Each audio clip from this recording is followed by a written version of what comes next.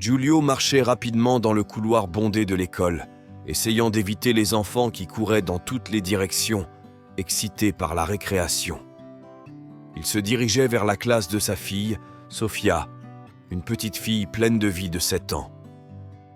Lorsqu'il arriva dans la salle de classe, il jeta un coup d'œil à l'intérieur et vit qu'il ne restait que quelques élèves. Sofia, avec son engagement habituel, finissait de ranger ses livres et ses crayons dans son sac à dos. Avant de continuer, abonnez-vous à notre chaîne et activez la cloche pour ne manquer aucune de nos stories. Dès qu'elle l'a vu, un grand sourire a éclairé son visage. « Papa, tu es déjà là. J'ai presque fini. Aujourd'hui, j'ai eu une bonne note. J'ai raconté le poème mieux que quiconque, » dit-il fièrement, brandissant son cahier pour lui montrer. Giulio se pencha vers elle, caressant ses cheveux bruns. « Tu as bien fait, mon petit. Je suis toujours fier de toi. Maintenant, rentrons à la maison. » Alors qu'elles se dirigèrent vers la sortie, main dans la main, Sofia n'arrêtait pas de parler, racontant chaque détail de sa journée. Giulio, cependant, n'arrivait pas à se concentrer. Son esprit était occupé par une pensée douloureuse qui ne le laissait pas en paix. Comment pouvait-il dire à Sofia que sa mère, Martina, ne rentrerait jamais à la maison? Martina était décédée 3 mois plus tôt, après un long combat contre une maladie qui l'avait consumée. Jusqu'à présent, Giulio avait dit à Sofia que sa mère était hospitalisée pour se faire soigner, mais il savait qu'il ne pouvait pas continuer à mentir.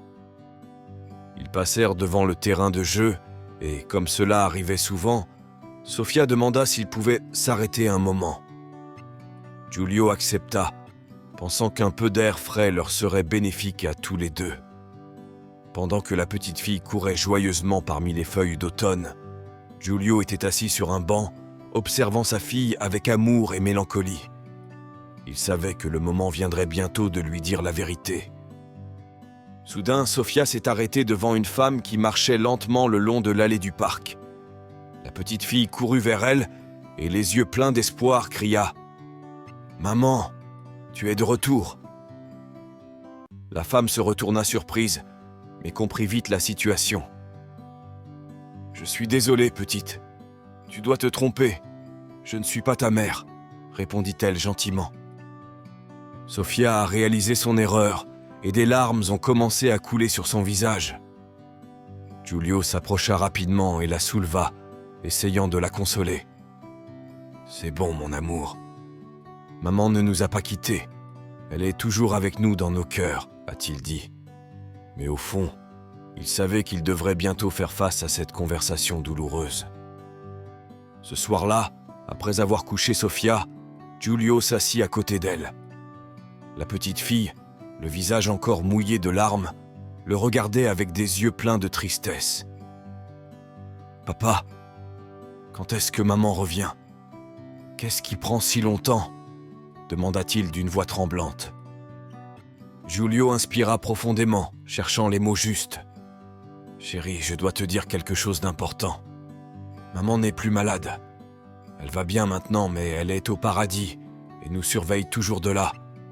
Elle ne reviendra pas à la maison, mais elle ne cessera jamais de nous aimer. » Sofia resta silencieuse un moment, puis elle s'approcha de son père et le serra fort dans ses bras, pleurant silencieusement.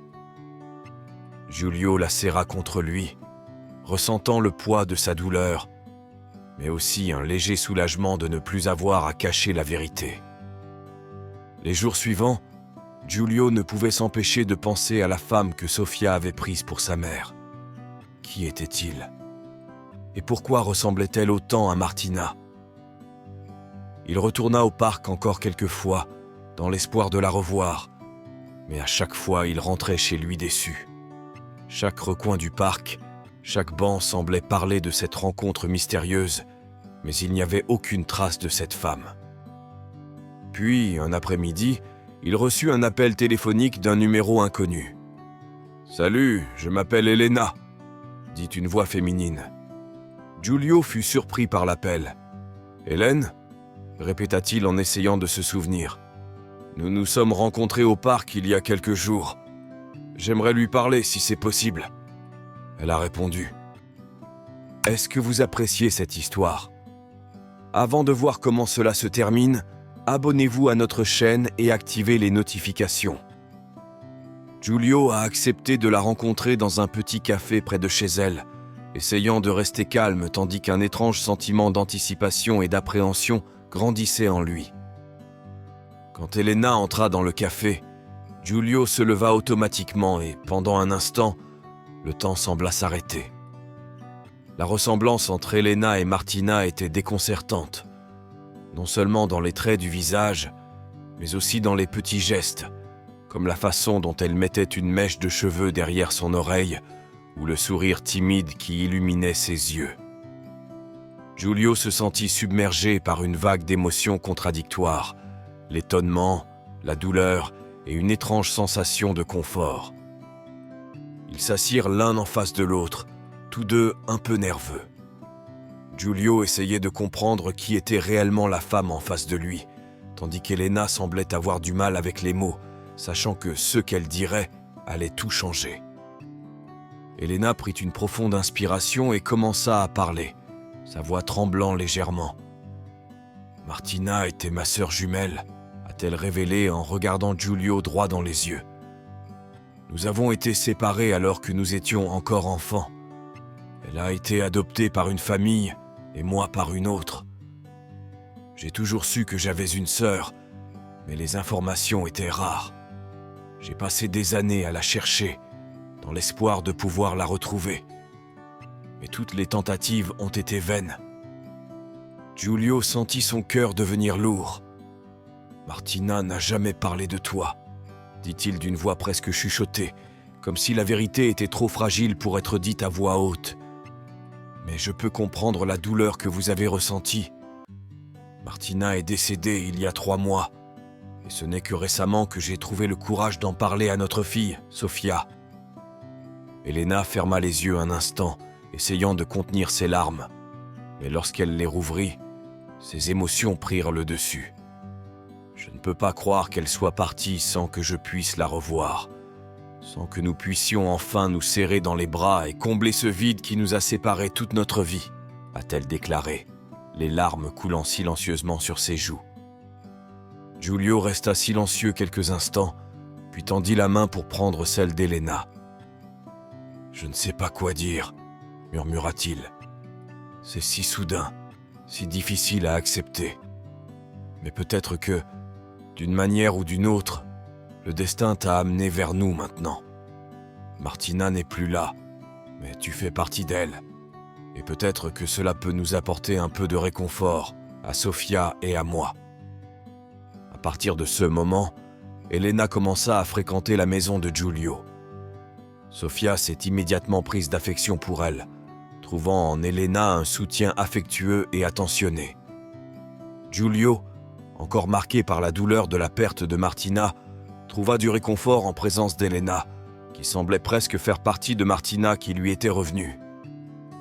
Un jour, alors qu'Elena feuilletait l'album de famille de Martina, elle trouva un vieux journal. En lisant les paroles de sa sœur, Elena a découvert que Martina avait toujours voulu la retrouver et qu'elle pensait continuellement à elle. Il imaginait à quel point ce serait merveilleux de grandir ensemble et de partager la vie. Au fil du temps, Giulio et Elena se rapprochèrent de plus en plus.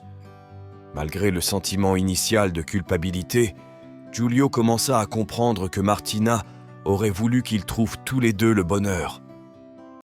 Un jour, alors qu'ils se promenaient le long de la rivière, Giulio prit la main d'Elena et lui demanda de l'épouser. « Martina voulait nous unir, je le sens. J'aimerais que nous formions une famille ensemble, » a-t-il déclaré sincèrement. Elena, les larmes aux yeux, accepta. « J'ai aussi l'impression que Martina nous a guidés l'un vers l'autre. Il n'y a rien que vous souhaitiez plus que faire partie de votre vie et de celle de Sofia. » La nouvelle famille retrouve une sérénité qui semblait perdue. Giulio, Elena, Sofia et son petit frère en chemin ont créé un lien basé sur l'amour et le souvenir de Martina, qui fera toujours partie d'eux. Avez-vous aimé cette histoire ? Écrivez-le dans les commentaires ci-dessous. Merci d'avoir regardé la vidéo jusqu'à la fin et à la prochaine fois.